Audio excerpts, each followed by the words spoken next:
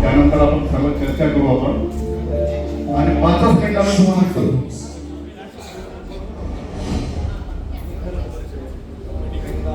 नामदार महाराष्ट्राचा. महाराष्ट्रातील माझ्या सर्व बंधू आणि भगिनींनो, आज मी मनापासून एक थेट आव्हान करतो. हा शो फक्त बघत बसण्याचा नाही, हा शो उभा करण्याचा आहे. तुमचं काम, तुमचा संघर्ष आणि तुमच्या गावाचा विकास महाराष्ट्रासमोर मांडण्याची ही एक मोठी संधी आहे.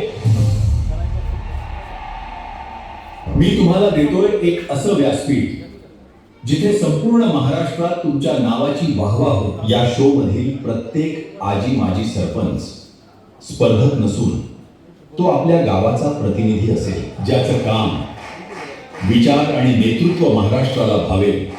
तो ठरेल नामदार महाराष्ट्राचा. हा किताब फक्त ट्रॉफी नाही, हा सन्मान आहे आणि इतिहासाचा मानकरी होण्याची संधी आहे. म्हणूनच सांगतोय, थांबू नका, मागे राहू नका. पुढे या, आपल्या गावासाठी पुढे या. आपल्या कामाला व्यासपीठ द्या. चला महाराष्ट्राला दाखवूया खरा नेता कोण असतो. आज सहभागी व्हा, कारण तुम्ही नामदार महाराष्ट्राचा मानकरी बनणारच.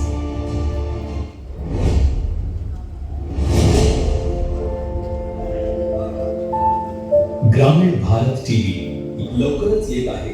आपल्या ग्रामीण भारत टीव्ही या OTT चॅनलवरती लेखक दिग्दर्शक विलास गाडगे ज्याप्रमाणे तुम्ही हा व्हिडिओ बघितला असेल की आपल्या कामाची तारीख झाली पाहिजे आणि प्रत्येकाला व्यासपीठ मिळालं पाहिजे असं या व्हिडिओमध्ये दाखवलं गेलं. जसं आता AI संदर्भामध्ये 2-3 वक्त्यांनी बोलले, हा सुद्धा व्हिडिओ AI बनवलेला आहे. हे सर्वांना कल्पना असायला पाहिजे, कारण की AI काय करू शकतं हे आता तुम्हाला 2 मिनिटात, 1-1.5 मिनिटाच्या व्हिडिओमध्ये तुम्हाला कळलं असेल. नामदार महाराष्ट्राचा माझा जो शो आहे, हा शो तुम्ही केलेल्या कार्याची दखल घेण्याकरता आहे. प्रत्येकाने खूप चांगलं कार्य केलेलं आहे. की वक्त्यांचं ऐकलं, काही सरपंचांची मनोगत ऐकलेली आणि प्रत्येक व्यक्ती आपापल्या पद्धतीने, आपापल्या तरीकेने, आपापल्या कोणी घर घाण ठेवलं, कोणी शेती घाण ठेवली. परंतु हे सर्व आपण फक्त एका गावापुरतं समित न राहता ते देशासमोर आलं पाहिजे, महाराष्ट्रासमोर आलं पाहिजे, जनतेने तुम्हाला बघितलं पाहिजे, लोकांसमोर तुमचं कार्य आलं पाहिजे. या कार्यासाठी मी नामदार महाराष्ट्राच्या या शोची नेमणूक म्हणजे निर्मिती करतो आहे. आणि जवळपास हे कार्य माझं आज एका दिवसाचं नाही, तर 2014 पासून याचा अभ्यास करतो आहे. महाराष्ट्राचे मुख्यमंत्री त्यांनी सुद्धा या शोला शुभेच्छा दिल्या, केंद्रीय मंत्री गडकरी साहेबांनी शुभेच्छा दिल्या, सर्व पक्षाचे जे नेते आहेत त्या सर्व नेत्यांनी सुद्धा मला एक पत्र सुंदर असे लिहून दिले की हे जे कार्य करतोय अति सुंदर आहे. मला जास्त बोलायचं नाही आहे, कारण की वेळ खूप जास्त झालेला आहे. परंतु माझं सर्वांना एकच म्हणणं आहे की तुमचं कार्य लोकांसमोर जर मांडायचं असेल, लोकांनी जर दाखवायचं आहे तुम्हाला, तर आता तुम्हाला एक नामदार महाराष्ट्राच्या शोच्या माध्यमातून खूप मोठी संधी आलेली आहे. सरपंच संघटनेचे अध्यक्ष माझे मित्र जयंती पाटील यांच्याशी मी आज चर्चा करत नाही की ह्या चर्चा करून जवळ 4-5 वर्षापासून माझी कंटिन्यू चर्चा आहे. त्यांना मी कानावर टाकले का साहेब आपल्याला असा प्रोजेक्ट करायचा आहे. त्यांनी मला एका सांगितलं, सरपंच जर ग्रामीण भारत टीव्हीवर जर महाराष्ट्रात प्रत्येक भारताचा दिवस असेल तर मला गर्वाची गोष्ट आहे. तुम्ही या आणि आमच्या सरपंच बंधूंना 2 मिनिटाचा तुम्ही उपदेश द्या. त्या निमित्ताने मी इथं आलेलो आहो.